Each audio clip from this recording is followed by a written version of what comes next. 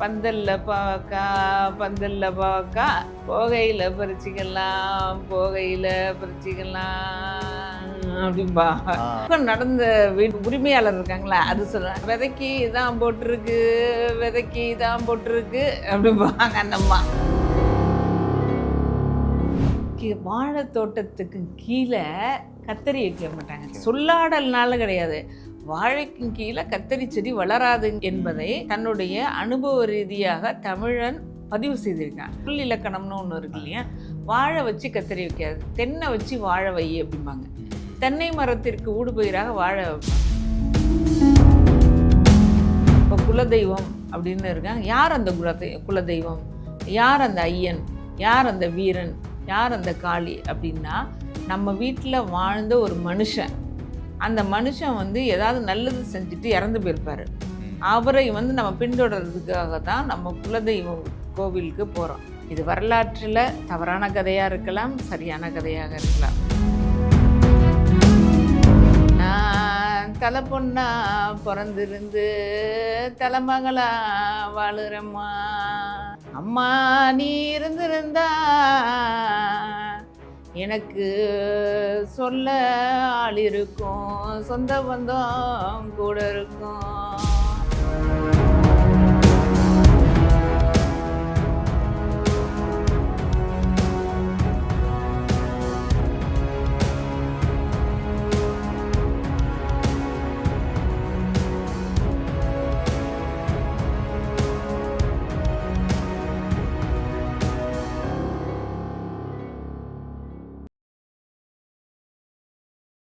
உலகெங்கிலும் பரவி வாழக்கூடிய சோழன் சொல்வீச்சு நேயர்கள் அனைவருக்கும் வணக்கம். நான் ராகவேந்திரன் பன்னீர்செல்வம். இந்த உரையாடலில் மீண்டும் நம்மோடு இணைந்திருக்கிறார் கல்வியாளர் திருமதி புனிதா கணேசன் அவர்கள். அவரிடம் பாடல்கள் மூலமாக கதைகள் எப்படி கடத்தப்பட்டுள்ளன, தற்காலத்தில் அந்த கதைகள் எல்லாம் உயிரோடு இருக்கிறதா என்பது பற்றி பல விடயங்களை பேச இருக்கிறோம். நிகழ்ச்சிக்குள்ள அம்மாவை வரவேற்றுக்கிறோம். வணக்கம் அம்மா. வணக்கம் ராகவேந்தர், நலமா இருக்கீங்களா? நல்லா இருக்கேன், நீங்க எப்படி இருக்கீங்க? நான் நல்லா இருக்கேன். இப்போ நான் சின்ன குழந்தையாக இருக்கும்பொழுது தூங்குவதற்கு முன்னாடி எங்க அம்மா ஒரு கதை சொல்லுவாங்க. ஒரு ஊர்ல ஒரு ராஜா, அந்த ராஜாவுக்கு 2 பொண்டாட்டி, அதுல ஒருத்த பேராசை பிடிச்சவ, இன்னொருத்தி இது இருந்தால் போதும்னு வாழக்கூடியவ. இப்படி இருக்கவங்களுக்கு ஒரு இடத்துல 2 பேருக்குமே ஒரு ஆபத்து வருது. அந்த ஆபத்து வரும்போது பேராசை பிடித்தவள் அந்த ஆபத்துல சிக்கிடுறா. பேராசைப்படாம இது இருந்தால் போதும் நினைக்கிறவ தப்பிச்சிடுறா. அப்ப இந்த கதையினோட நீதி என்ன? பேராசை பிடிக்காம இருக்கிறது தான் வாழ்க்கைக்கு சிறந்தது அப்படின்னு இந்த மாதிரி கதைகள் எல்லாமே எங்க அம்மா என்ன சொல்லியிருக்கிறாங்க. ஆனா இன்னைக்கு இருக்கிற தற்கால சூழல்ல என்னுடைய தலைமுறைக்கு பிறகு இந்த மாதிரியான கதைகள் எல்லாமே தொடர்ந்து வருமா அப்படிங்கிறது பெரிய சந்தேகத்தை ஏற்படுத்தி இருக்கிறது. ஏன்னா இன்னைக்கு நம்மளுடைய வாழ்க்கை முறையே மாறி இருக்கு அப்படின்னு தான் நினைக்கிறேன். உங்ககிட்ட நான் என்ன கேட்க வரேன்னா, இந்த மாதிரியான கதைகள் நீங்க சின்ன குழந்தையா இருந்த காலத்திலையும் சரி, நீங்கள் வளர்ந்ததுக்கு பிறகு மற்றவர்களுக்கு அந்த கதைகளை கடத்துவதற்கு எந்த மாதிரியான முயற்சிகள்லாம் எடுத்திருக்கீங்க? எப்படி இருக்கு அந்த நிலைமை? நீங்கள் சொன்ன ராஜா ராணி கதை இருக்கு இல்லையா, அந்த கதை நீதி நூல்கள்லேயே வந்திருக்கும். அம்மா உங்களுடைய அம்மா ஏறத்தாழ என்னுடைய வயது ஒத்தவங்களாம் இருந்திருப்பாங்க. நீதி கதைகள் படிச்சிருப்பாங்க. பேராசை பெருநஷ்டம் அப்படிங்கிறது அந்த நீதி சொல்லும். அந்த கதையின் மூலமாக சொல்லப்படுகிற நீதி. ராஜாவுக்கு 2 மனைவி இருந்தாங்கங்கிறது அங்கே பிரச்சனை கிடையாது. ராஜாவுக்கு இப்போ தசரதனுக்கு 3000 மனைவிகள் அப்படிங்கிற ஒரு செய்தி இருக்குது. 3000 மனைவிகள் அப்படிங்கிறது நம்ம நினச்சி பார்க்க முடியுமானா இல்லை. கடத்திட்டு வந்த பெண்களை எல்லாம் தன்னுடைய பாதுகாப்பில் வச்சிருந்ததுனால 3000 பெண்களை தன்னுடைய பாதுகாப்பில் வைத்திருந்தார். உடனே அவங்களாம் மனைவியாக கருதப்பட்டார். இது ஒரு புராண வழிவகை சொல். அது உண்மையாக என்னங்கிறது தெரியாது. இப்படி இருக்கும்போது நான் சிறு குழந்தையாக இருக்கும்போது என்னுடைய ஆச்சி தாத்தா பெரும்பாலும் அம்மாவை பெற்றவங்க அப்பாவை பெற்றவங்க தான் கதை சொல்லுவாங்க. குறிப்பாக என்னுடைய அம்மாவை பெற்றவங்க தான் எனக்கு பெரிய வழிகாட்டியாக இருந்தாங்க. ஏன்னா அவங்கள்ட்ட தான் வளர்ந்தேன். அப்படிங்கும்போது கதை சொல்ல ஆச்சு அப்படின்னு நாங்கள் கேட்போம். கதை சொல்கிறத கதைத்தல் அப்படின்னாலே பேசுதல். அது ஒரு நாட்டில் சொல்கிறாங்களே, என்ன கதைச்சிட்டே இருக்கே அப்படின்னு, பேசிகிட்டே இருக்குது அப்படிங்கிறது. அப்போ தூக்கம் இனிமையாக வரும். ஏன்னா அப்போ தொலைக்காட்சி இல்லை, ரேடியோ மட்டும் இருந்த, வானொலி பெட்டி மட்டும் இருந்தது. வானொலி பெட்டியில் அதுவும் குறிப்பிட்ட நேரத்தில் தான் அந்த பாடல் ஒளிபரப்பாகும். அந்த பாடலை கேட்போம். ஒளிச்சித்திரம் போடுவாங்க. ம். அப்புறம் திரைப்படங்களுக்கான அந்த கதைகளும் போடுவாங்க, நாடகங்கள் இது மாதிரியெல்லாம் நான் கேட்டுட்டு இருந்தோம். நான் ஒரு கதை சொன்னாங்க, எங்கள் ஆட்சியர் சொன்னாங்க. என்னன்னு கேட்டால், அது ஒரு நீதி கதையா அப்படிங்கிறதெல்லாம் தெரியுது, வழிபோக்கான கதை. ம். அடிக்கடி சொல்கிற ஒரு கதையை நீங்கள் கேட்டிருப்பீங்களே, என்னென்னா இழவுன்னு இப்போ யாருமே சொல்கிறது இல்லை, துக்கம்னு சொல்கிறேன். ஆமா. இழவு அப்படி வீட்டுக்கு போகும்போது என்ன பண்ணுவாங்கன்னா, அங்கே வந்து ஒப்பாரி வைப்பாங்க நிறைய. ஒப்பாரி வைக்கிறதெல்லாம் நீங்கள் பார்த்தீங்கன்னா அவங்கவுங்க சுகத்தை நினச்சி தான் ஒப்பாரி வைப்பாங்க. ஆமா, ஆமா. இறந்து போனவங்க சோகத்தை நினச்சி ம். அவங்களுடைய உறவின் முறை தான் ஒப்பாரி வைப்பாங்க. ம். ஆனால் இப்போ என்ன வருத்தமாக இருக்குன்னா, இறந்து போயிட்டாங்கன்னா அழுகுறதுக்கு கூட இல்லாமல், யோ ஆளை புடியா, பைக்கை போடு அழுவு அப்படின்னு சொல்லிட்டு அழுகுறதுக்கு கூட ஆள் வச்சுக்கிறாங்க. மனித மனநிலை எல்லாமே வந்து இயந்திரமயமாக்கப்பட்ட ஒரு சூழலில் இருக்குது. ம். அப்போ வந்து ஒரு வீட்டுக்கு, ஒரு கிராமத்து வீட்டுக்கு ஒரு துக்கம் நடக்கும். அங்கே போவாங்க, கூட்டமாக போவாங்க. கூட்டமாக போகணுன்னு ஒப்பாரி வந்து போனோன்னே அங்கே ஒரு செய்தி இருக்குது, மாரடிச்சுக்கிறது அப்படின்னு ஆமா, ஆமா. கேள்வி முதல்ல தான் ஆரம்பிப்பாங்க. ஆரம்பிப்பாங்க. நெஞ்சில் வந்து கையை வச்சு இப்படி இப்படி அடிச்சுக்கிறது அப்படின்னு சொல்லுவாங்க. அந்த மாரடிச்சிட்டு அழுதா, உன்னோட மாரடிக்க முடியலையே அப்படின்னு கூட சொல்லுவாங்க வீட்டில். அப்போ வந்து கட்டி அழுகும்போது அந்த பொண்ணு, அழுகிற பொண்ணு வந்து அவங்க வீட்டு சூழலை பார்ப்பான். பாவக்காய் வந்து நிறைய காய்ச்சிருக்கும். அது திரைப்படங்களில் கூட வச்சுருப்பாங்க, அந்த அந்த காட்சியை வச்சுருப்பாங்க. அப்போ இந்த துணைக்கு வந்த பொண்ணுகிட்ட சொல்லுவேன், பந்தல்ல பாவக்கா பந்தல்ல பாவக்கா அப்படிம்பா. அப்படின்ற சவுண்ட் வரும்.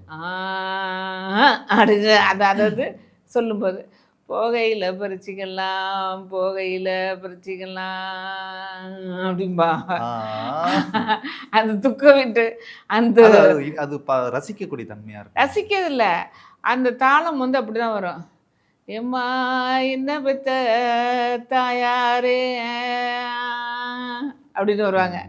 இதில் வந்து பார்த்தீங்கன்னா அடுத்தது இந்த இந்த செய்திக்குள்ளே போயிட்டு அடுத்தது சொல்கிறேன் பாருங்க. அப்போ அந்த துக்கம் நடந்த வீடு இருக்கிற அந்த உரிமையாளர் இருக்காங்களா, அது சொல்லுவேன், விதைக்கு தான் போட்டிருக்கு விதைக்கு தான் போட்டிருக்கு அப்படிம்பாங்க அந்த அம்மா. இப்போ 3 பேருக்கான விடயம் வந்து அங்கே தெரிஞ்சு போச்சு. இது மாதிரி ஒப்பாரிகள் மூலமாக அந்த செய்தியை சொல்கிறது. இந்த செய்தி வந்து இருக்கா அப்படின்னு கேட்டால் இல்லை. அதை வந்து புரிந்த இயக்குனர்கள் அல்லது அந்த வாழ்வியலில் வாழ்ந்த இயக்குனர்கள்லாம் வராங்க. இப்போ நான் எனக்கு என்ன என் மேலே கேட்கப்படுகின்ற கேள்வி என்ன அப்படின்னு சொன்னால், நான் கல்லூரியின் செயலாளர், தலைவர். எனக்கும் இந்த செய்திக்கும் என்ன சம்பந்தம்? நான் நுனிநாக்கு ஆங்கிலத்தில் பேசணும் அல்லது தமிழில் பேசணும். எனக்கு வந்து now I am able to speak in English any time at any way. ஆனால் I don't speak in English.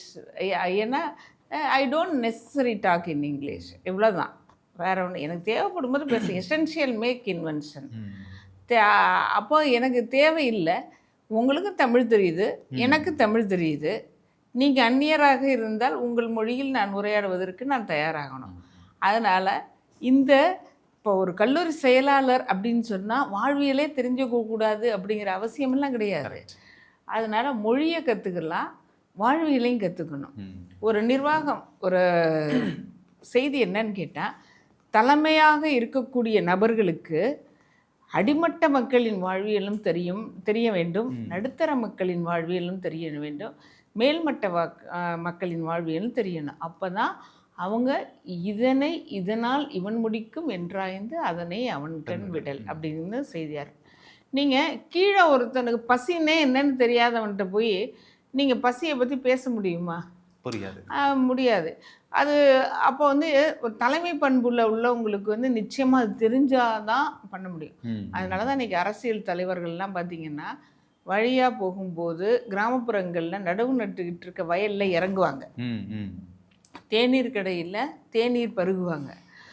அப்புறம் நடுத்தர மக்கள் வீட்டுக்கு போய் அங்கே ஒரு துக்க சம்பவம்னா அங்கே வந்து விசாரிக்கிறாங்க. இதெல்லாம் அவசியமாக இருக்க முடியும். ராஜாக்கள் எப்பொழுதுமே சுகமாக இருக்க முடியாது. ராஜாக்கள் எப்பொழுதுமே மக்களோட பிரதிநிதிகள்.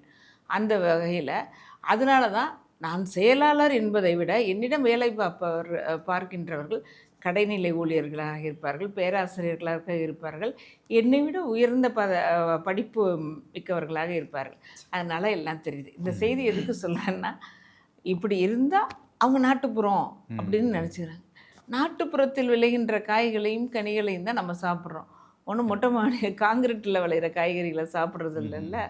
அதனால இது நான் இல்லை, இப்போ ஒரு கதை வந்து வழி வாழையடி வாழையாக அது தொடர்ந்து வருது அப்படின்னா கதை சொல்லிகள் மூலமாக தான் வரும். ஆமாம். இப்போ உலக புகழ்பெற்ற ஒரு நாவல் த ரூட்ஸ், வேர்கள் என்ற நாவல் கூட உருவான விதமே வந்து வழி வழியாக அவர்கள் மூதாதையர்கள் சொல்லி வந்த கதைகளை முன்னிறுத்தி தான் இந்த நாவலே பெரும் நாவல் 1000 பக்கங்களுக்கு உரிய உலக புகழ்பெற்ற ஒரு நாவலாக அது உருவெடுத்தது. அதற்கு முக்கிய காரணமே நீங்கள் சொன்ன அந்த கதைகள் தான்.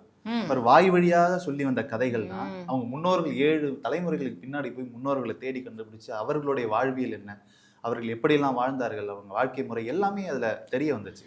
அந்த நிலை தமிழ்நாட்டில் குறிப்பாக தமிழர்கள் மத்தியில இன்றைக்கு இருக்கிறதா இல்லையான்றது பெரிய இல்லை. அவங்க வாழ்கின்ற சூழல், கேட்கின்ற மனநிலை. இப்போ வந்து பதியப்படாத ஒரு கதை சொல்கிறேன் பாருங்களேன். அது வந்து கேட்கப்படாத கதை தான், இருந்தாலும் ஒரு செய்தியை சொல்லணும்.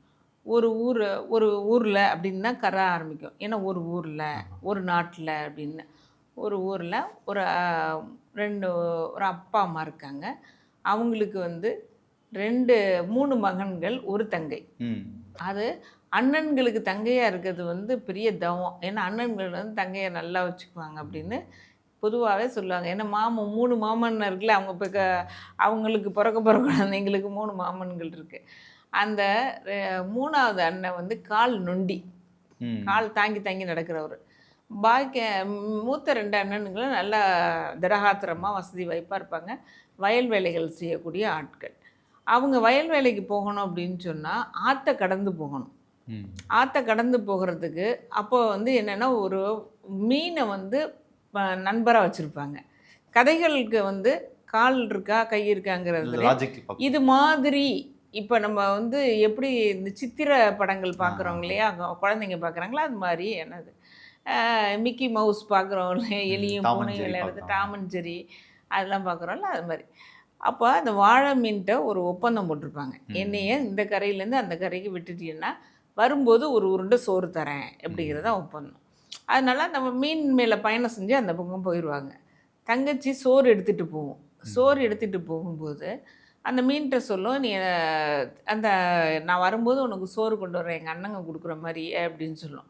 என்ன பண்ணிவிடும் அப்படின்னா 3 அண்ணனுக்கு பரிமாறும்போது 2 அண்ணனுக்கு நிறையா உணவு வச்சுட்டு சின்ன அண்ணனுக்கு வந்து குறைவான உணவு இருக்கும், அந்த அண்ணனை கொடுத்துட்டு அதுக்கு ஞாபகம் வரும், ஆஹா நினைவு வந்துருச்சு, அந்த மீனுக்கு சோறு தரேன்னு சொன்னோமே அது எடுத்துகிட்டு போகலையே, அந்த சோத்து உருண்டை என்ன பண்ணுறது அப்படின்னு அங்கே களிமண் எடுத்து உருட்டி அது மேலே சிதறிய சோத்தை வந்து ஒட்டி வச்சு அந்த மீனுக்கு எடுத்துகிட்டு போவோம். மீனும் பயணம் பண்ணி போகும்போது மீன் நினைக்கும் இப்போயே சாப்பிட்ருவோம் அப்படின்னு அந்த மீன் எடுத்து சாப்பிடும்போது களிமண்ணாக இருக்கும். களிமண்ணாக இருந்தோன்னா அந்த வாழை மீன் என்ன பண்ணணும்னா வாழால் அடிச்சிடும்ல, அடித்தோன்னா அவளுக்கு காயம் வந்துடும். வீட்டில் வந்து கேட்பாங்க, அப்பா அம்மா கேட்பாங்க, என்னடி ஏன் அழுகுறம்மா, என்னம்மாச்சின்னு. இல்லை சின்னண்ணனுக்கு வந்து சோறு குறைஞ்சிருச்சு, அதனால் சின்னண்ணனை அடிச்சிட்டான் அப்படின்னு சொல்லுவாங்க. சொல்லிட்டு இருக்கும்போது சின்னண்ணனுக்கு வந்து மன உளைச்சல் ஆகிடும். தானே ஒரு தாழ்வு மனப்பான்மையில் வாழ்கிறோம், அந்த பொண்ணை வந்து நம்ம எவ்வளோ தாயாக நினைக்கிறோம் அப்படின்னு சொல்லிட்டு அவன் வந்து இயற்கையாக இறந்து போயிடுறான். இறந்து போகும்போது இந்த தங்கச்சிக்கே கல்யாணம் நடக்கும். கல்யாணம் வரும்போது அந்த ஊரில் பூவே இருக்காதுன்னா எங்கே பூ இருக்குன்னா சின்ன புதைச்ச இடத்துல பூ இருக்கும். அந்த பூவை போய் பறிக்கிறதுக்காக அனுமதி வாங்கிட்டு அந்த புதைச்ச இடத்துல போய் பறிக்க போவாங்க. அந்த பூவை பறிக்கும்போது எல்லாரும் பறிக்கும்போது தொடும்போது அந்த பூ மலரும். ஆனால் இந்த பெண்ணுக்காக பறிக்கும்போது பூ சுருங்கிடும், வாடி போயிடும். வாடின பூவை வச்சு நம்ம எந்த நல்ல காரியம் பண்ண மாட்டோம் இல்லையா. என்னடா அது அப்படின்னு பூசாரி வந்து கேட்பார், ஏன் எல்லாரும் தொட்டாலும் மணக்கிற, இது வந்து சுருங்கி போகிறேன் அப்படின்னு கேட்பார். இல்லை நான் வந்து என்னோட தங்கை வந்து வாழை மீன் நடித்ததுக்காக போய் சொல்லிட்டா, அதனால இதுக்கு வந்து பூ நான் தரமாட்டேன் அப்படின்னு அந்த அசிரீரி சொல்லணும். அதுக்கு ஒரு பாட்டு சொல்லுவாங்க, வாழை கிழிச்சி வடதுருவம் போகையிலே சின்னடிச்சான்னு சொன்னாலே நெட்டூரி நெட்டூரி கொண்டைக்கு நிறக்காது எம்பூவு பத்தினி கொண்டைக்கு பறிக்காத எம்பூவே அப்படின்னு அந்த பாட்டு வரும். இப்போ இதில் பாருங்க என்ன சொற்கள் வருங்க. வாழை கிழிச்சு வட துருவம் போகையில். நெட்டூரி அப்படிங்கிற வார்த்தையை நான் கேள்விப்பட்டதில்லை, எங்கள் ஆச்சி சொன்னாங்க. நெட்டூரி கொண்டைக்கு நிறக்காது எம்பூவு, என் வண்ணம் கொடுக்காது. பத்தினி கொண்டைக்கு பறிக்காத எம்பூவை. தங்கச்சியை குறையும் சொல்லலை அப்படின்னு சொல்லும்போது அப்போ தான் அவங்களுக்கு தெரியும். அப்போ வந்து அந்த தங்கை வந்து மன்னிப்பு கேட்பா. அண்ணன் என்னை மன்னிச்சிங்க அப்படின்னு சொல்லி அந்த அந்த பொண்ணு ஒரு பாட்டு பாடும். அண்ணன்னு சொன்னது தப்பு என்ன, தாயாக இருந்து நான் தவமா வழிபட்டேன், சேய உனக்கு சிரமத்தை கொடுக்க மாட்டேன் அப்படின்னு சொல்லும். அது உடனே அந்த பூ வந்து மலர்ந்து அதை கொடுத்துட்றதா ஒரு செய்தி. இப்போ பொய் சொன்னதுனால இப்போ இந்த இந்த இந்த சொற்றொடர்கள் இதெல்லாம் நான் செவி வழியா என்னுடைய ஆட்சிட்ட எந்த புத்தகத்திலையும் கிடையாது, எதுலையும் கிடையாது, பதியப்படலை. இதன் மூலமா என்ன தெரிய போகுது அப்படிங்கிற ஒரு நினைவு கூட இருக்கலாம். ஆனால் வந்து அப்போ நெட்டூரி அப்படிங்கிற வார்த்தைகள், பத்தினி அப்படிங்கிற வார்த்தைகள்லாம் அந்த சாதாரண மக்கள் பயன்படுத்தியிருக்காங்க அப்படிங்கிற ஒரு செய்தியை நான் பார்த்தேன். அதே மாதிரி நீங்கள் சொன்னீங்க இல்லையா வேர்கள்னு சொன்னீங்க இல்லையா, அதில் ஒரு பழமொழி இருக்குது. என்னென்னா எல்லார் வீட்லேயும் வாழை மரம் இருக்கும் இல்லையா, நீங்கள் அந்த வாழை இருக்கு இல்லையா, அதில் ஒரு செய்தி இருக்குது. வாழை தோட்டத்துக்கு கீழே கத்தரி வைக்க மாட்டாங்க, கத்தரி செடி வைக்க மாட்டாங்க. ஆமாம் ஆமாம். ஏன்னு தெரியுமா உங்களுக்கு? அது சொல்லி பாருங்க. வாழை வச்சு கத்தரிக்காய் வைக்காத. ஓ, வாழை வச்சு கத்தரிக்காத, கத்தரி வைக்காத அப்படின்னா நறுக்காத. அது வந்து நீங்கள் சொல்லி புரிதல் ஒன்று, சொல்லாடல்னால கிடையாது. வாழைக்கு கீழே கத்தரி செடி வளராதுங்கிற என்பதை தன்னுடைய அனுபவ ரீதியாக தமிழன் பதிவு செய்திருக்கான். அப்போ இது பொருளுக்கு பிறகு பெயர் வந்திருக்குமா, இல்லை பெயருக்கு பிறகு பொருள்? அது அது எப்படி இருங்க, அதாவது எதுவுமே சொல் இலக்கணம்னு ஒன்று இருக்கு இல்லையா. வாழை வச்சு கத்தரி வைக்காது, தென்னை வச்சு வாழை வை அப்படிம்பாங்க. தென்னை மரத்திற்கு ஊடுபயிராக வாழை வைப்பாங்க. வாழை அது அதே மாதிரி வாழை வை அப்படிங்கிறது என்ன பாசிட்டிவான நோட். வாழை வை. எங்கள் ஆச்சி சொல்லுவாங்க, எனக்கு வந்து இப்போ குழந்த திருமணமாகி குழந்தை வந்து கொஞ்சம் தாமதமானோன்னே எல்லோரும் சொன்னாங்க, சரி இவளுக்கு வந்து தாமதமாகுது, அதனால குழந்தைக்கு என்ன பண்ணுறது தெரியல அப்படின்போது ஆச்சி ஒரு பழமொழி சொன்னாங்க, வாழைக்கு கீழே வச்சா பயிராக்கணும் அப்படின்னாங்க. வாழைக்கு கீழே வச்சியா பயிராக்கணும் அப்படின்னா வாழைக்கு கீழே இன்னொரு வாழைக்கண்ணை வச்சு பயிராக்க வேண்டியதில்லை, அதுவே கிளவிடும். அதனால வம்சம் என்ன, எங்கள் வம்சம் வந்து வாழையடி வாழையாக வம்சங்கள் உருவாக்குற இடம். அதனால் குயிலுக்கு வந்து குழந்தை இல்லைன்னு சொல்லாதீங்க, அது வந்துடும் அப்படின்னு சொன்னாங்க. இப்போ மகன் பிறந்துட்டான். இப்போ பாருங்கள், வாழைக்கு கீழே வச்சா பயிராக்கணுங்கிற ஒரு இலக்கணம் இருக்குல்ல, அது எங்கே கண்டுபிடிக்க முடியும்? இப்போ இந்த மாதிரியான செய்திகள்லாம் வந்து நம்ம கிராமப்புறங்களில் வந்து நிறைய கதைகள்லாம் இருக்குது. அது இன்னைக்கு கிராமப்புறங்களில் இந்த செய்திகள்லாம் இல்லை. எனக்கு தெரிஞ்சு நானும் கிராமத்தில் தான் இருக்கேன். இன்றைக்கு சூழ்நிலைக்கு செல்ஃபோன்ஸு, டிவி எல்லாம் வந்து தொலைக்காட்சி பெட்டி நம்மளை ஆக்கிரமிச்சிருதுல்ல. ஒரு ஆணுக்காக 3 பெண்கள் சண்டை போடுற கதைகள் தான் இருக்குது. அதுவும் தொலைக்காட்சி தொடர்கள் வந்து அதை வந்து ஒரு நியாயமாக எடுக்கலாம். அந்த தொலைக்காட்சி தொடரை பார்த்துட்டு நான் வந்து இது மாதிரி செஞ்சேன்னு சொல்கிறதெல்லாம் வந்து ஏற்றுக்கொள்ள முடியாது. ஆனால் அதை வந்து நம்ம மூளையை வந்து சிதறடிச்சிருது. ஒரு கல்வியாளருங்கிற முறையில் ஒரு நீதியாக எடுக்கலாம், ஒரு தர்மமாக எடுக்கலாம். ஒரு பெண் வந்து பல ஆண்களோட தொடர்பில் இருக்க மாதிரியான கதைகள் வருது. கிராமங்களில் இப்போ அப்படி தான் போயிட்டு இருக்கு. இல்லை, கிராமங்களில் அப்படியெல்லாம் கிடையாது. நையாண்டி நக்கல்லாம் இருக்கு, அழகியல் இருக்கு. இல்லை, திண்ணை பேச்செல்லாம் இருந்ததுமா? இப்போ அது திண்ணை பேச்சு வீரரிடம் ரொம்ப அன்பாக இருக்கணும் அண்ணாச்சின்னு பட்டுக்கோட்டையார் தான் பாடினா நினைக்கிறேன். அது திண்ணை பேச்செல்லாம் இல்லை, திண்ணையே இல்லை. நான் ஒரு சேனலில் கூட சேனலுங்கிற ஒரு ஒரு ஒரு இதில் பேசினேன். நாத்தனார் அப்படிங்கிற விஷயத்தை நான் ஏற்கனவே பேசியிருக்கேன். இப்போ அதே மாதிரி அத்தாச்சின்னு இருக்கு இல்லையா, அத்தாச்சின்னு கூப்பிடுவாங்க. யார் அத்தாச்சி? அத்தை பொண்ணு தான் அத்தாச்சி. ஓ, எங்க ஊர்ல அப்படி கூப்பிட மாட்டாங்களா? அண்ணின்னு இப்போ சொல்கிறாங்க. அண்ணி, மதனி, வதன அப்படின்லாம் வேற வேற மொழிகள், வேற வேற சொற்றொடர்கள் வருது. அத்தாச்சி அண்ணனோட மனைவி அத்தாச்சி. அண்ணனோட மனைவி அத்தாச்சி, அத்தைக்கு பிறந்த பொண்ணு அத்தாச்சி. இப்போ அண்ணனோட மனைவியை விட அண்ணின்னு சொல்லிடலாம். அத்தை பொண்ணு வந்து அத்தாச்சி. அதை ஆனால் அண்ணனுக்கு கட்டுறப்ப அந்த அண்ணி இருக்காங்க இல்லையா, இப்போ அத்தாச்சின்னு இருக்குல்ல, இப்போ நாத்தனார் தான் அத்தாச்சி. இப்போ ஒரு செய்தி சொல்கிறேன். அத்தாச்சி நிறநாழி பிடிங்க அப்படின்னு சொல்லுவாங்க.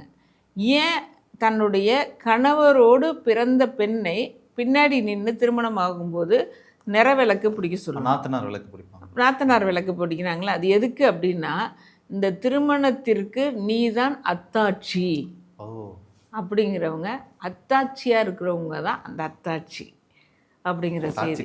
ஆமாம், நீ யார் சான்றுன்னா அந்த இப்போ சொல்கிற மாதிரி சாட்சி எல்லாம் கிடையாது, அத்தாட்சி தான். அப்படி வந்து வழிவகையாக வந்து அத்தாட்சி அது மாதிரியும் வந்திருக்கு. இந்த மாதிரி செய்திகள்லாம் வந்து குழந்தைங்களுக்கு வந்து தெரியப்படுறது கிடையாது. அத்தான், அத்தாச்சி, மச்சான், அம்மான். அம்மான் தாய் நம்ம ஏற்கனவே பேசியிருக்கோம் இல்லையா. அம்மா மகனே போயிடுவா, அத்தை மகனே போய் வரவா, அம்மா மகனே போய் வரவா அப்படின்னா இருக்குல்லையே, அம்மான் இதெல்லாம் இல்லாமல் இருக்குது. இந்த கதைகளில் அப்படி பார்த்திங்கன்னா, விக்ரமாதித்தன் கதைகளில் வந்து அந்த விக்ரமாதித்தனுடைய கதைகளில் ஒவ்வொரு கதாபாத்திரமும் பார்த்திங்கன்னா அவ்வளோ செய்திகளை சொல்லும். அந்த கதைகள்லாம் வந்து இன்றைக்கி பேசப்படுறதில்ல. வேதாள முருங்கை மரத்தில் ஏறிகிறது அப்படின்னு சொல்கிறாங்க இல்லையா. ஒவ்வொரு சிக்கலையும் அவுத்து வர்றது வந்து விடுகதைகளாக தொடர்கதைகளாக வந்துக்கிட்டே இருக்கும். இதுதான் வந்து இன்றைக்கி வழக்கில் இல்லாமல் இருக்குது. இது ஒரு வருத்தப்படக்கூடிய செய்தி. இப்போ ஏன் கதை நம்மள்ட்ட இல்லை அப்படின்னா, நான் இப்போ ஒரு இதில் பார்த்தேன், இணையத்தில் பார்த்தேன், ரொம்ப மனசை பாதிக்கிற செய்தியாக இருந்தது. ஒருத்தவங்க வராங்க, மகிழுந்தில் வராங்க. மகிழுந்தில் வந்தோன்னா அந்த குழந்தைங்க ஓடி போய் பாட்டி அப்படின்னு கூப்பிடுறாங்க, பாட்டி தாத்தான்னு கூப்பிடுறாங்க. அவங்க இருக்காங்க, அவங்க பையன் வந்து என்னமோ வாங்கி கொடுக்குறாரு, அதெல்லாம் சாப்பிட்றாங்க. சாப்பிட்டுட்டு அம்மா நீங்கள் இங்கே தங்கிக்கங்க, அங்கே தங்கிக்கங்க. அப்போ அப்பா, அதாவது ஆங்கில கதையில் வந்தது, அப்பா நான் வந்து இன்னைக்கு பாட்டி கூட தூங்குறேன் அப்படின்னு சொல்கிறாங்க. பாட்டி வந்து ரொம்ப இது பண்ணுறாங்க, உபசரிவெல்லாம் நடக்குது, எல்லா செய்திகளையும் நடந்து முடிஞ்சு நான் சரி நான் புறப்படுறேன், எனக்கு பயணம் ரெடி ஆகிடுச்சு அப்படின்னு அந்த பெரியவங்க கிளம்புறாங்க. இவர் வந்து மகனாக இருக்கிறவர் வந்து சரி போயிட்டு வாங்க, நான் தேவைப்படும் போது கூப்பிட்றேன் அப்படிங்கிறாரு.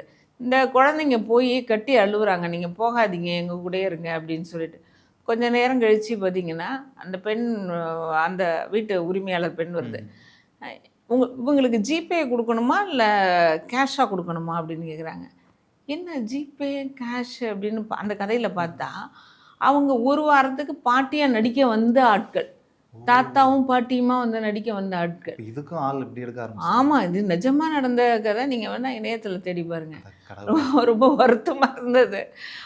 இருக்கிறவங்கள தாத்தா பாட்டியாக வச்சுட்டு சொல்கிறதுல என்ன இருக்குது. அவங்க அது இது மாதிரியான சமூகம் வளரும்போது எப்படி நம்மளுடைய வாழ்வியல் சிந்தனைகள் வரும் அப்படிங்கிறது ஒரு வேதனையாக இருக்குது. இன்றைக்குமே கிராமப்புறங்கள் அழியலை, இன்னும் கிராமப்புறங்கள் இருக்குது, இழவு வீடு இருக்குது, ஒப்பாரிலாம் இருந்துகிட்ருக்கு. என்னுடைய அம்மா ஜெனரேஷன் வரைக்கும் ஒப்பாரி இருக்குது. எங்கள் அம்மாவுக்கு நல்லா ஒப்பாரி தெரியுது. அடுத்து என்னோட மனைவி, எனக்கு அதற்கு பிறகு வர ஜென்ரேஷனுக்கு யாருக்கும் ஒப்பாரி தெரியல. நானே ஒரு முறை கேட்டேன், அலுவலகத்து தான் ஆள் வச்சிருக்காங்களே, அப்புறம் எப்படி ஒப்பாரி தெரியும்? அந்த ஒப்பாரி மூலயமா பல கதைகள் கடத்தப்படுமா, நீங்கள் எங்கள் அம்மாட்ட கற்றுக்கோ அப்படின்லாம் நான் சொல்லியிருக்கிறேன். அது யாரும் அதை விரும்புறது இல்லையே. அப்படி இந்த தற்காலத்தில் டெக்னாலஜி வேர்ல்டில் அது தேவைப்படாதுல்ல அப்படின்னு நினைக்கிறாங்க. இல்லை, அதோட தேவை யாருக்கும் தெரியல. என்னை கேட்டால் மருத்துவ ரீதியாக ஒப்பாரி என்பது மன அழுத்தத்தை போக்கக்கூடிய ஒரு ஆற்றுப்படுத்தக்கூடிய ஒரு சொல் வந்து செயல்படுமானா சொல் தான் அது வந்து நம்மளுடைய தெய்வங்களாக இருக்குது. இப்போ குலதெய்வம் அப்படின்னு இருக்காங்க. யார் அந்த குலதெய்வம், யார் அந்த ஐயன், யார் அந்த வீரன், யார் அந்த காளி அப்படின்னா, நம்ம வீட்டில் வாழ்ந்த ஒரு மனுஷன். அந்த மனுஷன் வந்து ஏதாவது நல்லது செஞ்சுட்டு இறந்து போயிருப்பார். அவரை வந்து நம்ம பின்தொடர்றதுக்காக தான் நம்ம குலதெய்வம் கோவிலுக்கு போகிறோம். எங்கள் ஊரில் ஒரு சாமி இருக்குது, தாமரங்குட்டைன்னு பட்டுக்கோட்டையாக இருக்குது ஊரில் தீப்பாஞ்சி அம்மன்னு ஒன்று இருக்குது. அந்த அம்மனுக்கு பார்த்திங்கன்னா முகத்தில் மறு இருக்குது. என்ன எனக்கு இருக்கிற அந்த மச்சம் மாதிரி மறு இருக்குது. ஏன் என்ன அப்படின்னு பாவேந்தின்னு என்னுடைய தோழி, அன்பிற்கினிய தோழி, அவங்க பேரே பாவேந்தி. அவங்கள்ட்ட கேட்டேன், என்ன பாவேந்தி தீப்பாஞ்சி? இல்லை, அது வந்து ஒரு அதுக்கு ராஜாக்கள் காலத்தில் வாழ்ந்த ஒரு பெண்ணு. அந்த பெண் வந்து பெரிய அழகாக இருப்பாள். தன்னுடைய கணவனை வந்து இளமையிலே இழந்ததுனால அந்த நாட்டு அரசன் வந்து அந்த பெண் மேலே விருப்பப்பட்டுட்டாரு. ஆனால் அந்த பெண் வந்து உடன்படலை அப்படிங்கிறதுனால தீயில தள்ளி விட்டுட்டாங்க. அதை வந்து அதுக்கு பரிகாரமாக ஒரு கோயிலை கட்டி வச்சு அதுக்கு தீப்பாஞ்சி அம்மன் அப்படின்னு ஒரு அப்படிங்கிற செய்தியை வச்சாங்க அப்படின்னு சொன்னாங்க. இது வரலாற்றில் தவறான கதையாக இருக்கலாம், சரியான கதையாக இருக்கலாம். ஆனால் குலதெய்வங்கள் எல்லாம் பெரும்பாலும் பெண்களாக இருக்கிறதுக்கு காரணம் ஏதோ ஒரு சூழ்நிலையில் இறந்த பெண்களாக தான் இருக்காங்க. அதனால தான் காளிக்கெல்லாம் 8 கைகள், இது ஒரு உக்கிரமாக நாக்கை நீட்டிக்கிட்டு அந்த ஒரு மரண நிலைக்கு போகும்போது நாக்கு தள்ளுது இல்லை, அந்த நிலையில் இருக்கிற தெய்வங்களாக இன்றைக்கி பெண்கள் இருக்காங்க. அதெல்லாம் ரொம்ப வேதனையாகவும் இதாகவும் இருக்குது. நம்ம வந்து தெய்வங்கள்கிட்ட தான் வேண்டுறாங்க. ஆண்கள் கூட வந்து காளிக்கு தான், அது அம்மனுக்கு தான் நிறைய வழிபடுறாங்க. அம்மன் கோயிலில் வந்து ஆண்கள் போய் சாப்பிடலாம், காளி கோயிலில் பெண்கள் போக முடியல. இது என்ன கதைன்னு தெரியல. அம்மன் கோயிலில் ஆடு வெட்டி சமைச்சு போட்டால் அந்த காளிக்கு வந்து ஆக்ரோஷமான தெய்வம், அதனால கொஞ்சம் தள்ளி. அது பெண் தானே, ஏன் பெண்ணை ஏற்றுக்க மாட்டேங்குதுன்னு எனக்கு புரியல. இந்த மாதிரியான கதைகள் வந்து இன்னைக்கு தொலைஞ்சு போச்சு. இந்த மக்களோட பேசுவதன் மூலமாக இது இருக்குது. பதிவுகள் வந்து நிறைய வரலாம், எதிர்மறை பதிவுகள், நேர்மறை பதிவுகள் இருந்தாலும் இல்லை, இது அவசியமாக கடத்தப்பட வேண்டிய ஒரு செய்தி தான். நம்ம இன்னொரு 2-3 தலைமுறை தாண்டிய பிறகு நம் முன்னோர்கள் யாரு, மூதாதையர்கள் யாரு, நம்ம எப்படி வழி வழியாக வந்தோம் அப்படின்றது தெரியாமலே போயிடும், வரலாறு கற்பிக்கப்படாமல் போயிடும் அப்படின்றது ஒரு அச்சம் இருக்கு. நீங்கள் சொல்வது போல இது குறைந்தபட்சம் இன்று தொடங்கியாவது அது நடந்தால் சரியா இருக்கும். நாங்கள் கல்லாங்காய் விளையாடுவோம். கல்லாங்காய்னா உங்களுக்கு தெரியும், காய் விளையாடுவோம். காய் விளையாடும்போது அஞ்சாங்கல், ஏழாங்கல் விளையாடும்போது பாட்டு பாடிட்டே விளையாடுவோம். பாட்டு பாடிட்டு விளையாடுறதுனால என்ன இருக்குன்னா, ஒரு செய்தி நல்லா புரிஞ்சுங்க. அந்த மூலிகைகளையும் உறவையும் நாங்கள் வந்து நினைவில் வச்சுக்கிறதுக்காக அந்த விளையாட்டு இருந்தது. இப்போ ஒரு 7 காய் இருக்கும், ஒரு காய் கையில் வச்சுட்டு 6 காய் போடுவோம். ஆலை இலை, அரச இலை, தும்பப்பூ, துளசி மடம், கள்ளிப்பாக்கு, கசாய, வெத்தலை அப்படின்னு காய எடுப்போம். அப்போ இதெல்லாம் மூலிகை செடிகள். ஒன்று காயை எடுக்கும்போது நம்மளுடைய சிந்தனை நேராக போகுது. இப்போ ஆலமரம், அரச மரம், கள்ளிப்பாக்கு, கசாய, வெத்தலை அதெல்லாம் நினைவில் வச்சுக்கிட்டு இந்த கசாயம் வந்து ஒரு உழுத போகுது. அடுத்து 2ஆம் கை விழணும். ஈரி 2 பேரி 2 பெரியக்கா சிந்து, அக்காவை கிண்டல் பண்ணு. அடுத்து 3ஆவது காய் 3 முக்கூடு 1000, தேங்காய் 12,000. அவங்க வீட்டில் தோப்பு துறவெல்லாம் இருந்ததுனால இந்த வருஷம் இந்த விளைச்சல் நல்லா இருக்குது. 3 முக்கூடு 1000, தேங்காய் 12,000 காய்ச்சிருக்கு அப்படின்னு சொல்கிறது. 4ஆம் கை விளையாடுவோம். நான் நாளே நடந்துவா நாடெல்லாம் சொந்தம் இருக்குது, சொல் மருவி இருக்குது. நாடே நடந்து வரல, நாடாமல் நடந்து வா நாடெல்லாம் சொந்தம் இருக்குங்கிறத அந்த வாய்மொழி சொற்கள். அப்புறம் அடுத்தது 5 எடுத்து 1 எடு, ஐயாம பொண்ணெடு. 5 எடுத்து 1 எடு, அப்போ 6. 5 எடுத்து 1 எடு, 5 காய் எடுத்துகிட்டு 1 காய் எடுக்கணும். இப்போ 6. குரு குரு சித்தப்பா, குடியெடுப்பார் பெரியப்பா. சித்தப்பா வந்து குருன்னு இருப்பாராம். குடி எடுக்கிறது, அதாவது அதை வந்து முன்னோக்கி எடுத்துகிட்டு போகிறது யாருன்னா பெரியப்பா அப்படிங்கிற ஒரு செய்தி இருக்குது. அப்புறம் 7ஆம் கை இருக்குது. ஏழெண்ணெய் எங்கெண்ணெய், எழுத்தெண்ணெய் எங்கெண்ணெய், கொடுத்ததை வசிப்பான் அப்படின்னு ஒரு, அதாவது இருக்கிறத வச்சு வசிப்பான் அப்படிங்குது. அடுத்து 8. எட்டயபுரமா எட்டயபுரம், இடி இடிப்பது மாயபுரம், மாயபுரம் ஸ்டேஷனிலே மணி அடிப்பது நாங்கள் தான், கும்பகோணம் ஸ்டேஷனிலே குடி எடுப்பது நாங்கள் தான், அத்தை பத்தை நாத்துனா பெரம்பெடுத்து சாத்துனா அப்படின்னு ஒன்று இருக்குது. அடுத்தது 4 காயை வச்சு நடுவில் ஒரு காய் வைப்போம். கீக்கண்ணா மேக்கண்ணா அப்படின்னு கேட்குறது. கீக்கண்ணு மேக்கண்ணுன்னா கீக்கண்ணு அப்படிங்கிறது காயை வந்து மாற்றுறது. ஒரு கை கால் இருக்கும், ஒரு கை கையில் இருக்கும், கீழே ஒரு காய் இருக்கும், அந்த காயை மாற்றுறது. அப்போ கீக்கண்ணு அப்படின்னு சொன்னேன்னா கீக்கண்ணடா மேக்கண்ணு கீழே கீழே தெருவில் என்னடா டோம் சத்தம் கேட்குது, யாருக்குடா கல்யாணம், கல்யாணிக்கு கல்யாணம், யாருடா மாப்பிள்ளை, பொன்னுசாமி மாப்பிள்ளை அப்படின்னு ஒரு கதை. அப்புறம் வந்து எல்லா காயையும் சேர்த்து பழம். அந்த பழம் அப்படிங்கிறது பழம் இல்லை, பழம். பழம்ங்கிறது வெறம், பலம். அப்படின்னு ஊரை பெற்ற அம்மாவுக்கு வச்சேனம்மா ஒரு பழம் அப்படின்னு. இதுதான் நாங்கள் விளையாண்டது. அது பழமாக இருக்குமா பழமாக இருக்குமான்னு தெரியல. ஆனால் நான் விளையாண்ட விளையாட்டுக்கள் இது மாதிரி. இன்னைக்கு அது சுத்தமாக இல்லை. அந்த அது இப்போ நம்ம ஊரில் கபடி விளையாடுறாங்கல்ல. இப்போ கபடி வந்து ரொம்ப ஒரு நடிகர் நடித்ததுக்கு அப்புறம் ரொம்ப பெருமையாக வந்துருச்சு. கபடி பொதுவாகவே எல்லா இளைஞர்களும் பார்க்குறாங்க, குழந்தைங்க. இந்த பொங்கல் விளையாட்டு விழா கூட எங்கள் வீட்டில் நடு வீட்டில் கபடி விளையாண்டாங்க பசங்க. அதில் வந்து கபடி அதை மூச்சு விடாமல் ஆட கபடி கபடி கபடி காலுக்கு 2 டி சோள பொருதட்டி சொக்கட்டாந்து ரொட்டி நான் தாங்க பண்டான் நல்ல முத்து பெரண்ட வெள்ளி பெரம்பெடுத்து விளையாட வந்தண்டா தங்க பெரம்பெடுத்து தாலி கட்ட வந்தண்டா வந்தண்டா வந்தண்டா வந்தண்டா அப்படின்னு சொல்லும் போது அந்த கோட்டை தொட்டு ராப் சாங் மாதிரி இருக்கு. அதாவது எல்லாமே இதுலேருந்து இதில் வந்தது தானே, இன்னும் புதுசாக ஒன்றும் பிறக்கல. இப்போ இந்த பாட்டு எங்கே இது வரைக்கும் நான் கேள்விப்பட்ட வரைக்கும் கபடி கபடி கபடி கபடி கபடி அவ்வளோதான் கேள்விப்பட்டிருக்கேன். அதில் ஒரு பாடல் இருக்கா? ஆமாம். கபடி கபடி காலுக்கு 2 டி சோள பொருத்தட்டி சொக்கட்டாந்தே ரொட்டி நான் தாங்க பண்டா நல்ல முத்து பெரண்டா வெள்ளி பெரம்பெடுத்து விளையாட வந்தண்டா தங்க பெரம்பெடுத்து தாலி கட்ட வந்தண்டா வந்தண்டா வந்தண்டா வந்தண்டா அப்படின்னு தம் கட்டி அதை மூச்சு தர்றது. அப்புறம் வந்து இன்னொரு 4 கோடு போட்டு விளையாட்டு இருக்கு. இச்சா இனியா பாட்டி வந்து பழம்பறிச்சு கண்ணை திறக்கலாமா அப்படின்னு ஒரு அந்த 4 கோடு விளையாட்டு, 4 கட்டம் போட்டு சதுரங்க விளையாட்டு இருக்குது. அப்புறம் டாபிஸ்ன்னு அப்படின்னு ஒரு விளையாட்டு இருக்குது. இந்த மாதிரியான விளையாட்டுகள்லாம் இப்போ இல்லாமல் போச்சு. கண்ணை கட்டிட்டு அந்த கோடை தொடாமல் அப்படி விளையாடுற விளையாட்டுகள்லாம் இருக்குது. அப்புறம் இது மாதிரியான செய்திகள்லாம் வந்து இன்றைக்கி இல்லை அப்படிங்கிறத விட இருக்கிறத நம்ம பயன்படுத்துவோம். ஒப்பாரி அப்படிங்கிறது அதோட பொருள் என்ன அப்படின்னு சொன்னால் மன அழுத்தத்தை ஆற்றுப்படுத்தி வெளிப்படுத்துறது. ஒப்பாரியை வந்து மனப்பாடம்லாம் பண்ண முடியாது. அவங்க பாடினாங்க, சினிமாவில் பண்ணாங்க.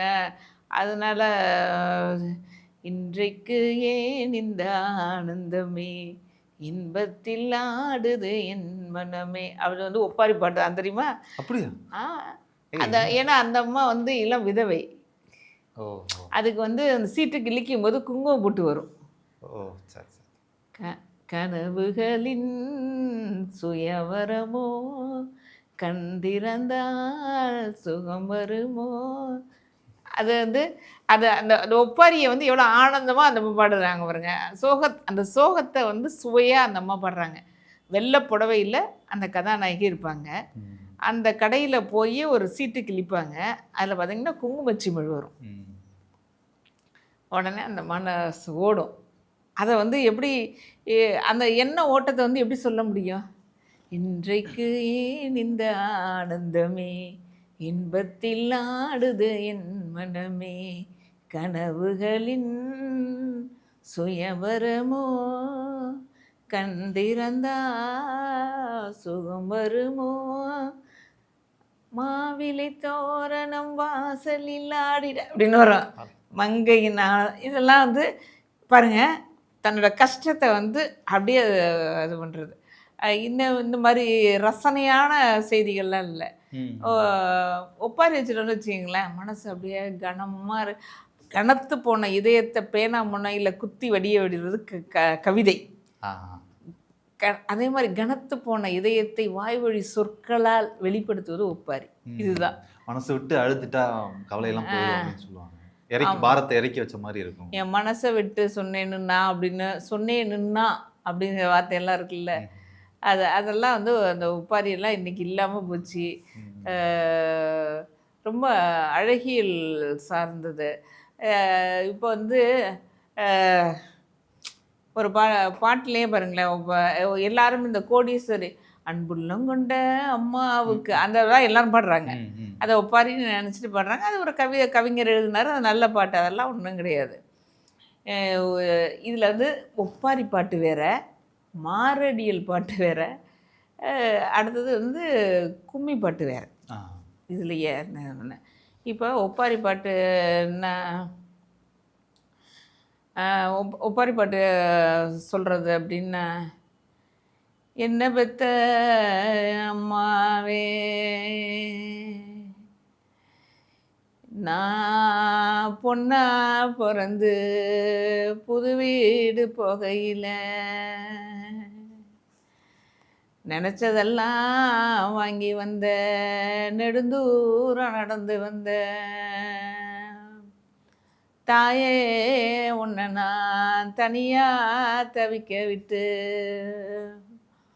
பூலோகம் இருந்து மேலோகம் போனியம்மா. அம்மா, நீ இருந்த வாசலிலே நான் இருந்து தங்கலையே, வந்திருந்த பொண்ணு இன்னும் என்ன வாசலிலே போ சொன்னா. அம்மா, நீ இருந்திருந்தா எனக்கு கை நிறையா பொண்ணு இருக்கும், கவலையும் நின்று இருக்கும் அப்படின்னு பாடுறது என் அம்மா நினச்சி பாடுற பாட்டு. இது வந்து இது நானாக இட்டுக்கட்டி பாடுற ஒரு ஒப்பாரி. இது வந்து எந்த பாட்டுலையும் இல்லை, யாரும் சொல்லி கொடுக்கல. இப்போ நான் பாடின பாட்டு வந்து எந்த இலக்கணத்துலையும் இல்லை. நான் இப்போ எங்கள் அம்மா நினச்சி இப்போ பாடினது. அம்மா, நாங்கள் பொண்ணா பிறந்திருந்து கூட ஒரு தம்பி இல்லை, கொண்ட சனம் கூட இல்லை, நான் தலை பொண்ணா பிறந்திருந்து தலைமகளா வாழுறம்மா. அம்மா, நீ இருந்திருந்தா எனக்கு சொல்ல ஆள் இருக்கும், சொந்த பந்தம் கூட இருக்கும். இப்போ எதுவுமே எந்த இலக்கணத்துலையும் எந்த ஒப்பாரி வீட்லையும் பாடினதில்லை. இப்போ நீங்கள் நேர்காணல் செய்யும்போது நான் எங்கள் அம்மா நினச்சி பாடுற பாட்டு. இது உங்களால் நினைக்க முடியுதா? சிறப்பு. இதுதான் இது இது வந்து எங்கள் அம்மா நினச்சி நான் பாடின பாட்டு. எங்கள் அம்மா அவ்வளோ ஒரு இப்போ வந்து கோவிட்டில் தவறிட்டாங்க. அதனால் அம்மாவுக்காக பாடின பாட்டு. இப்போ பாடும்போது எனக்கு அழுகணும் அப்படிங்கிற ஒரு செய்தி வருது இல்லையா?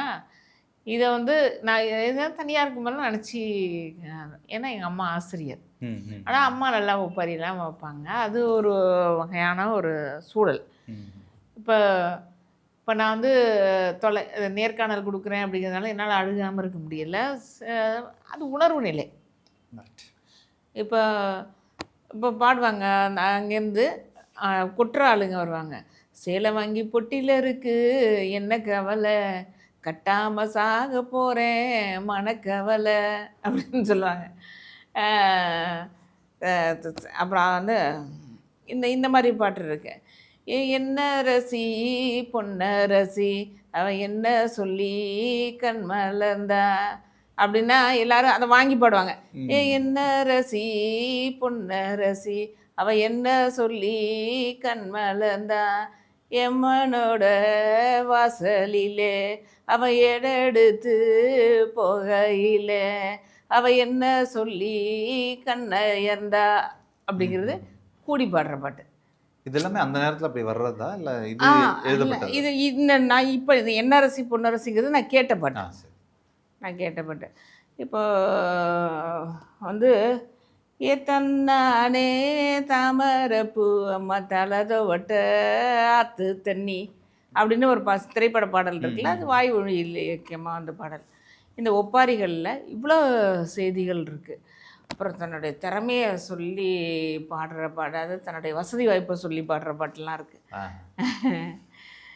அம்மா, நான் வடக்கே பிறந்த மவ வடநாட்டு கல்ல மக, வடக்கே தலை வச்சு வடபுறமா படுத்துனா வளவுலையும் கூட்டங்கண்டேன்,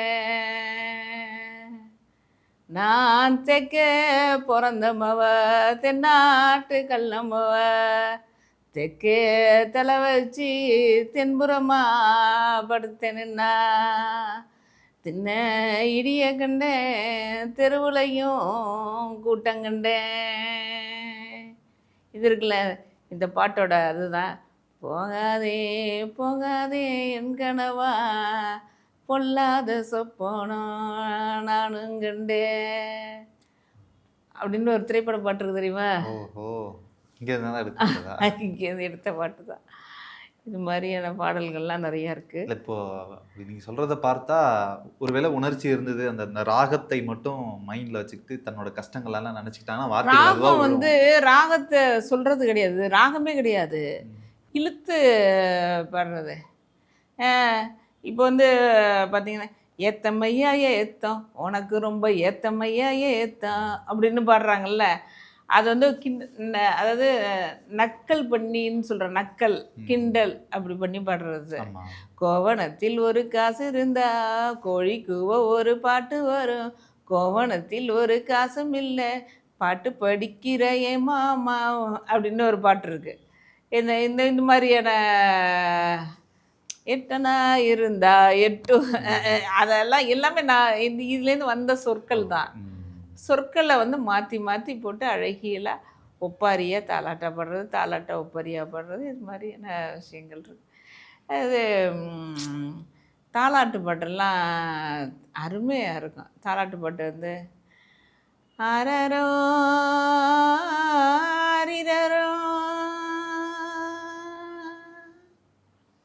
ஏன் கண்ணே ராரோ ராரிரரோ யாரடிச்சி நீ எழுத ஏன் கண்ணே அடிச்சார சொல்லி எழு அடிச்சார சொல்லி எழு ஏன் கண்ணே அவதாரம் போட்டிடுவோம் தொட்டார சொல்லி எழு ஏம் கண்ணே தொட விளங்கும் போட்டிடுவோம் தூங்க அழுதியம்மா என் கண்ணே துடிச்சழுதா நித்திரைக்கே நித்திர தேவியம்மா என் கண்ணே நிலபாக்கும் சன்னதியோ. இப்போ நித்திரை அப்படிங்கிற வார்த்தை இதில் வருது பார்த்தீங்களா? இதெல்லாம் தாலாட்டு. எனக்கு தெரிஞ்ச தாலாட்டு மாமா அடிச்சானோ மல்லி, அது வந்து பாடத்திட்டத்தில் இருந்தது. அது வந்து பாடத்திட்டத்தில் மனப்பாட பகுதியாக இருந்த பாடல். மாமன் வந்து தன்னுடைய கூட பிறந்ததுனால அவர் மல்லிகைப்பூ செண்டால் அடிப்பார். அத்தை வந்து புருஷனோட பிறந்ததுனால அரளிப்பூ செண்டால் அடிப்பாங்க. அதுவும் பார்த்திங்கன்னா இஞ்சிக்கு பாய்ஞ்சு எலும்பிச்சை நீரோடி மஞ்சளுக்கு பாய்ந்து மருதாணி வேரோடி தானாக ஓடியதை தாளாத தாயாரும் தாவி அணைத்து இங்கே தாளாட்ட நான் வந்தேன் அப்படின்னு அவங்கள்ட்ட செல்வ செழிப்பெல்லாம் ஓடும். அந்த அழுத கண்ணி வந்து அப்படி ஓடுதான். இஞ்சிக்கு பாய்ந்து எலும்பிச்சு நீரோடி மஞ்சளுக்கு பாய்ந்து மருதாணி வேரோடி தானாக ஓடியதை தாளாத தாயாரும் தாவி அணைத்து இங்கே தாளாட்ட நான் வந்தேன் அப்படின்னு. சிறப்பாக இருந்தது. நன்றி. நாட்டுப்புற பாடல்கள், கதைகள், இது பற்றிய பல்வேறு விடயங்களை பற்றி பேசுவோம். அடுத்த காணொளி சந்திக்கலாமா? நிச்சயமா, மகிழ்ச்சியாக இருக்கு. உங்களோட என்னுடைய இன்ப துன்பங்களை பகிர்ந்து கொண்டு எனக்கு தெரிந்த வாய்மொழி சொற்களை உங்களோட பகிர்ந்து கொண்ட தம்பி ராகவேந்தர் அவர்களுக்கும் சோழன் சொல்வீச்சு நேயர்களுக்கும் என்னை படம் எடுத்து கொண்டிருக்கக்கூடிய அத்தனை ஒளிப்பதிவாளர்கள் மற்றும் நேர்காணல் செய்யக்கூடிய அத்தனை நபர்களுக்கும் நன்றியை தெரிவித்துக் கொள்கின்றேன். மீண்டும் இனிய தமிழில் சந்திப்போம். நன்றி. நன்றி.